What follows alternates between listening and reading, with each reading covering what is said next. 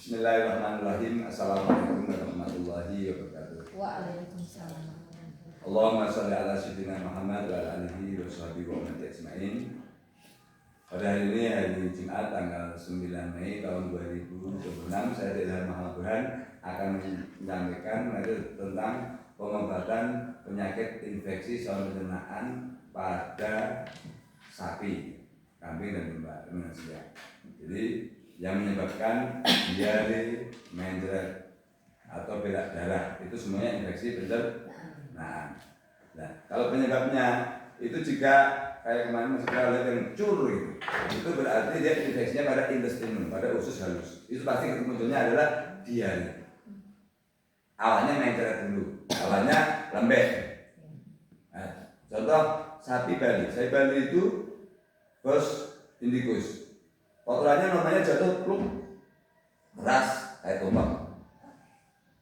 Kalau sapi semental, limusin, Eva jatuh pecah namanya.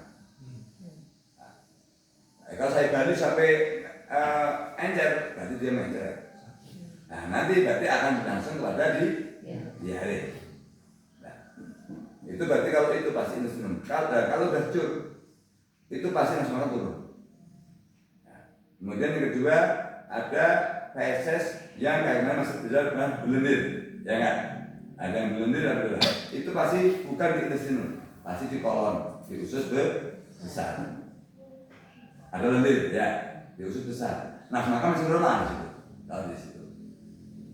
Nah, kemudian ada lagi yang maksudnya nggak tahu nggak yang di ini merah, darah. Nah, di darah itu pasti itu di sekum, di usus buntu. Kalau sampai berak darah, ini usus buntu kena, darah usus buntu kena, pasti kolon kena. Nah, kalau makanya berak darah, pasti ada lendir, benar masih kemarin.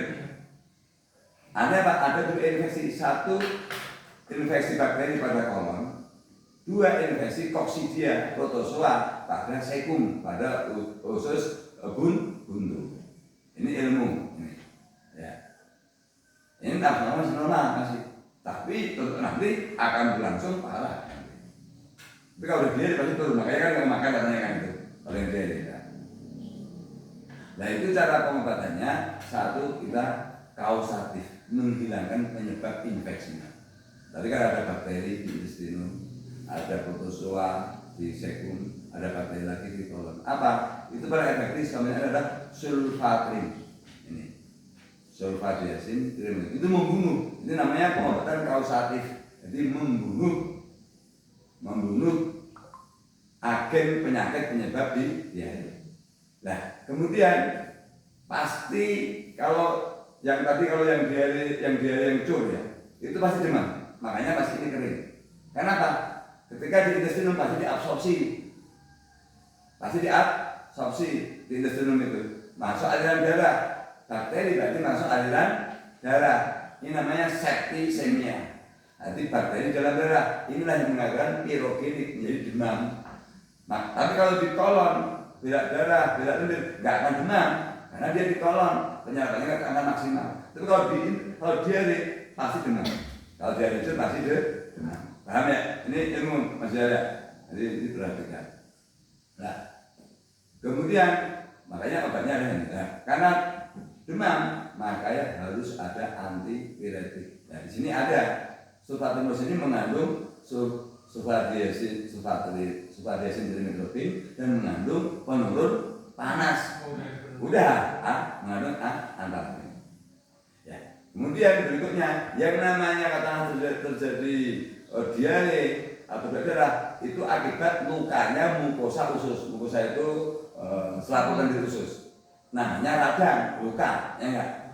Karena radang luka harus ada anti radangnya. Ini mengandung dexamethasone.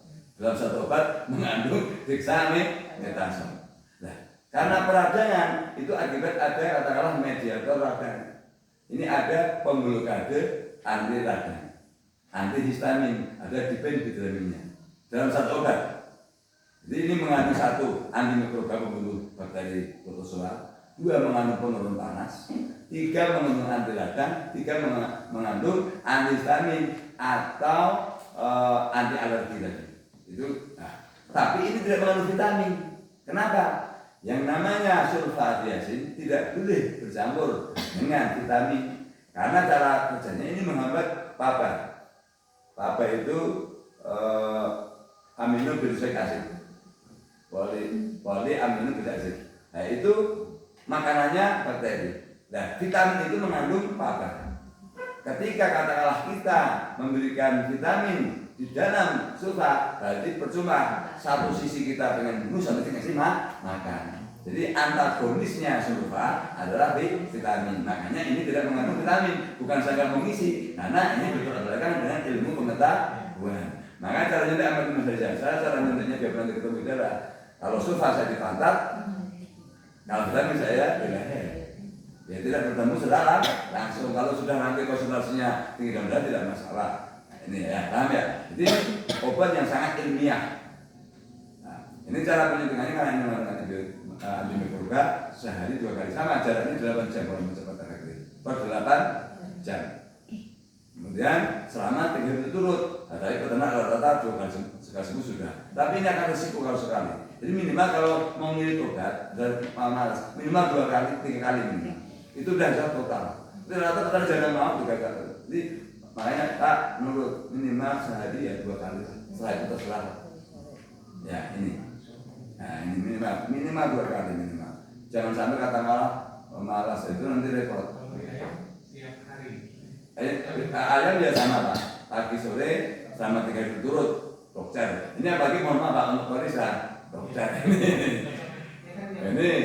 Nah ini kalau ini untuk ayam, insya Allah kalau wisata sulfat udah bagus kan Pak? Ya. Insya Allah ini lebih bagus lagi. Ini bukan plus tadi. Makanya ini sulfatin plus. Makanya tadi mengandung antimikroba, anti radang. Ya. Jadi ini paham sudah? Jelas ya. Ini diperhatikan sejarah. Kemudian ketika menyuntik seperti ini, karena ini belum mengandung vitamin, beda sama tadi garis PMK ya. Kita ini dengan multivit plus HC. Saya punya multivitamin high HC, high konsentrasi. Saya mohon maaf, sediaan multivitamin di pasaran itu rata-rata dia emulsi. Jadi ketika emulsi, namanya secara alamiah minyak sama air itu bisa bercampur dengan air. Nggak akan bisa bercampur tapi dengan emulgator. Nah, itu pasti vitamin A-nya bisa sedikit. Makanya nampak bening. Nah, kalau ini emulsinya berbeda emulsi keruh.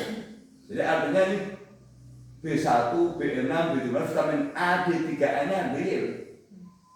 Makanya apa ada buat manusia contoh yang vitamin komplit ya, kurkuma plus atau bioemulsion apa ini terus itu kan ya bentuknya ya pasti keruh kan bening, kalau bening ya pasti sedikit vitamin. Ya, emulgatornya ini yang untuk menyatukan minyak sama air ini kan memang pasti mengeruhkan. Nah ini mudah saja. Jadi ini membutuhkan nafsu makan benar-benar kan kalau Bu Siti Aisyah kan jualan biasanya mungkin biasa kan. Ya ini jualan ini insya Allah hasilnya namanya bagus. Jadi ketika kas diare obatnya 2. 1 mengobati penyakitnya tadi sulfatin plus injek. Berapa dosisnya? 10 mili per 150 kg. 10 mili per 150 kg. Jadi makanya kalau sapi bagaimana Pak? Ya 10 bagus Pak. Jadi kalau sapinya kemarin 300 kiloan 20 mili saya namanya. Saya tadi 300 kiloan. Nah, kemudian multivitnya 10 mili per 200 kilo. Jadi ini ketika kalau sapi diare obatnya 2 saja. Sulfatin plus injek 1, multivit plus injek 1. Nah, nyuntiknya harus beda tempat. Minimal paha kanan paha kiri, kalau bisa agak jauh. Sulfatin plus di paha, multivit plus di leher. Jadi demikian, semoga yang saya sampaikan bermanfaat. Terima kasih. Wassalamualaikum warahmatullahi wabarakatuh.